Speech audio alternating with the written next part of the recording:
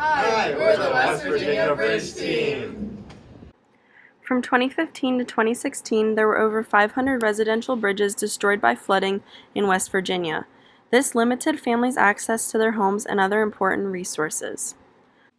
Our project centered around designing a one-way vehicular bridge to replace the previously existing flood-damaged bridge in left-hand West Virginia.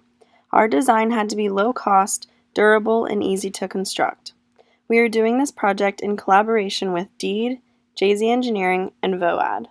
Our design criteria is composed of objectives and constraints, including weight, durability, ease of construction, cost, maintenance, and materials.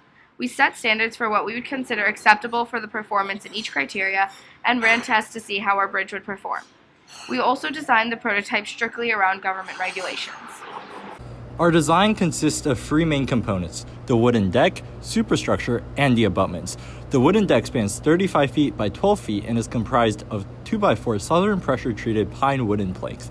The planks will lay vertically side by side across the entire span.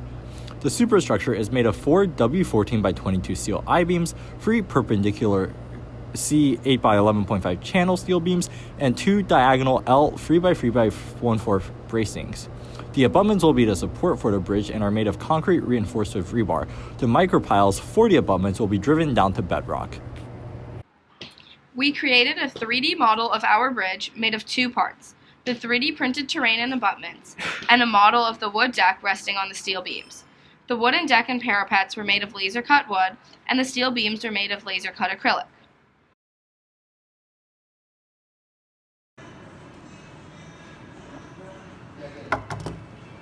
Our testing includes a calculation of load, deflection, and cost. The load calculation includes pedestrian load, 73.5 cubic feet, snow load, smaller than pedestrian load, and vehicle load, 56.2 cubic feet. All of them meet the requirements set forth by JZ Engineering. We calculated the theoretical limit of the steel beams and made sure the given loads would not exceed the limit, 124 cubic feet for W14 by 22. We calculated the deflection during a flood event and found the limit to be around 1/4 of an inch, which is well within the limit.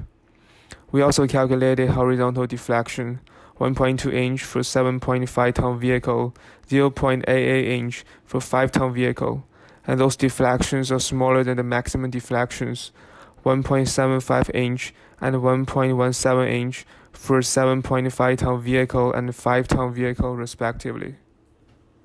The cost is composed of materials and equipment. The total amount is $13,000, which is lower than our $15,000 budget. We were able to use calculations to test our weight and cost design criteria. For durability, ease of construction, and maintenance criteria, we consulted with our technical mentor, Dr. Gavin, to ensure that our design met the standards we set. Ease of construction will be measured by sending out survey questions. The durability and maintenance will be assessed by technical experts. In the spring, we will be going to the bridge construction site with the DEED team to implement our bridge design.